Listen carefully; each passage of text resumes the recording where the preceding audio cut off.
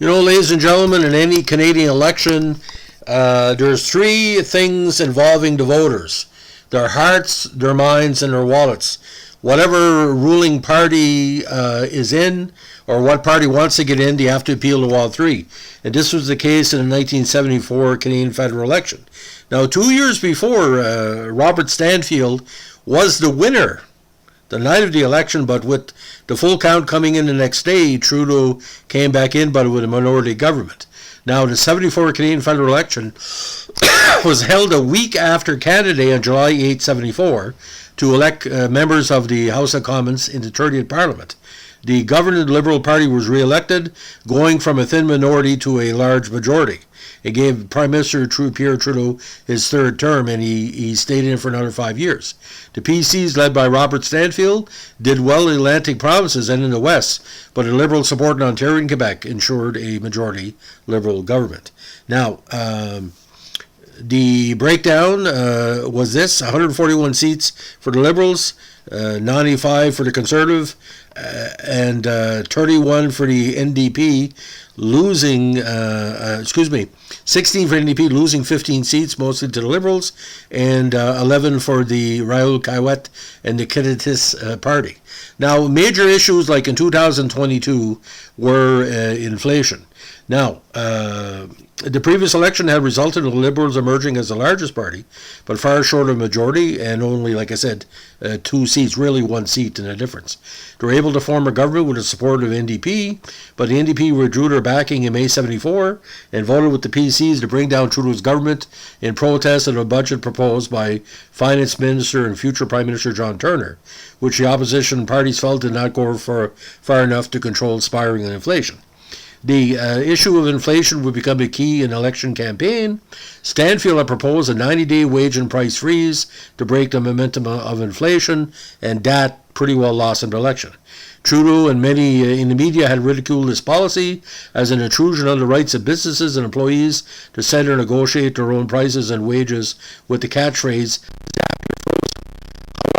in 1975, Trudeau introduced his own wage and price control system under the auspices of the Anti-Inflation Board.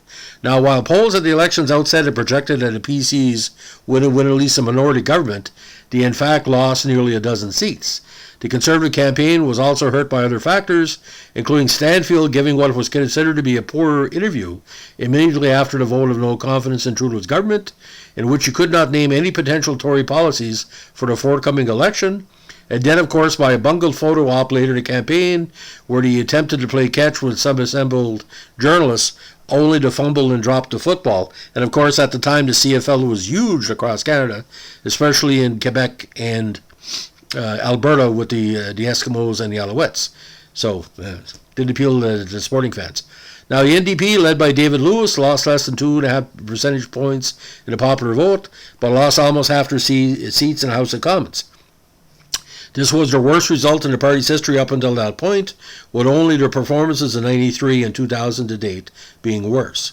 They were hurt principally by the collapse of their vote in BC, having won the popular vote in most seats in the province 2 years prior. The NDP were also totally wiped out there during this election, losing all but 2 of their seats and finishing a distant third behind the Liberals and the PCs. Their poor showing was blamed primarily on Lewis, strongly hinting prior to the election that he would back Stanfield over Trudeau in the event of another minority parliament, which may have caused left-wing voters to vote for the Liberals in order to keep the Tories out of power, and also by an unpopular mineral tax introduced by provincial BC government of Dave Barrett, who would lead to the Barrett's government suffering a landslide loss in the following year's provincial election. Now, the Quédétis, or the Social Credit Party of Canada, led by Raoul Caillouette, began to lose ground and fell to 11 seats, all in Quebec, one short of the number required to recognize as a party in the House of Commons, and therefore qualified for research funds and parliamentary committee membership.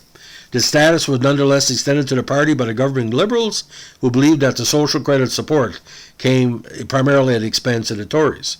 Now, one seat in New Brunswick was won by independent candidate Leonard Jones.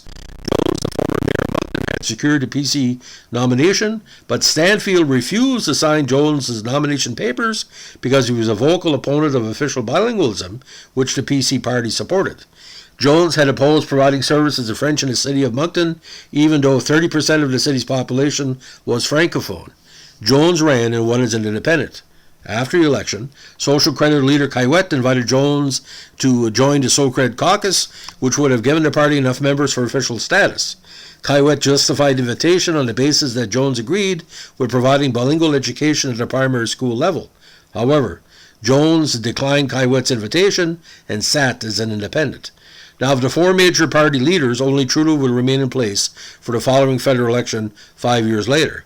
Stanfield, having failed to defeat the Liberals in any of the three elections as leader, 68, 72, and 74, faced pressure to stand down and eventually did so in 76, being succeeded by Joe Clark. Now, with this campaign, of course, Brian Mulroney ran, but Clark ended up the champion. Now, Lewis's position was rendered untenable by the loss of his own seat, and he was forced to stand down within the year of the election, though it later transpired he had intended to retire in 75, regardless of the election result, and he had been secretly battling leukemia. Now, Ed Broadbent initially replaced him as interim leader and was subsequently elected to the position permanently. Caillouette, who had only been able to play a minimal role in the election due to injuries sustained in a snowmobiling accident, stood down as leader of the SoCreds in late 76 and died not long afterwards. A succession of leaders took charge in the years ahead, ultimately leaving Fabien Roy as the man who would lead them into the next election.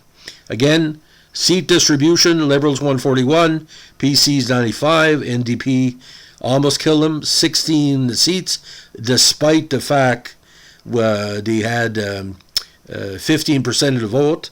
SoCreds with Caillouette, 5% of the vote with 11 seats, and an independent Mr. Jones.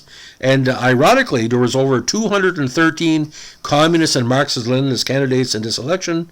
The Harjil Baines-led Marxist-Leninist Party had 104 candidates, getting 16,000 votes, and the Communist Party, led by William Cashton, ran in 69 ridings with only 12,000 votes. Anyway, the election too was heavily promoted in the media across Canada, almost non-stop coverage from April to again the vote in July. Seat distribution: BC Liberals BC 8, Saskatchewan 3, Manitoba 2, Ontario 55, Quebec 60, New Brunswick 6, Nova Scotia 2, PEI 1, Newfoundland 4. PCs: BC 13, Alberta 19, Saskatchewan 8, Manitoba 9, Ontario 25, Quebec only 3, New Brunswick 3, Nova Scotia 8, PEI 3, Newfoundland 3, and 1 in the Yukon. NDP 2 in BC, 2 in Saskatchewan, 2 in Manitoba, 8 in Ontario, 1 in Nova Scotia, and 1 in the Northwest Territories. And again with the SoCreds, 11 seats in Quebec in total. Now, independent again, Mr. Jones in New Brunswick. Now, the idea of the breakdown here, Marxist-Leninist Party, the Rhinos had run the last election but did not run any candidates in this election. So it was a very interesting thing because, again, inflation, like the end of Vietnam, the Nixon situation, the election happened a month before Nixon had fully resigned. Canada was a country in flux at the time, ladies and gentlemen, because the rising aspect of separatism in Quebec was big factors. And within 8 years, we had the Constitution back. So it was a very interesting campaign because the rules were changed because Trudeau stayed in for 5 years. Clark won, but on a money bill, he was knocked out of power, and the rest is history. So that's the story of the 1974 Canadian federal election. If you like what we're doing here with our informational historical podcast on the Canadian political scene, let us know with a like, comment, and subscribe. Thanks for listening. Bye.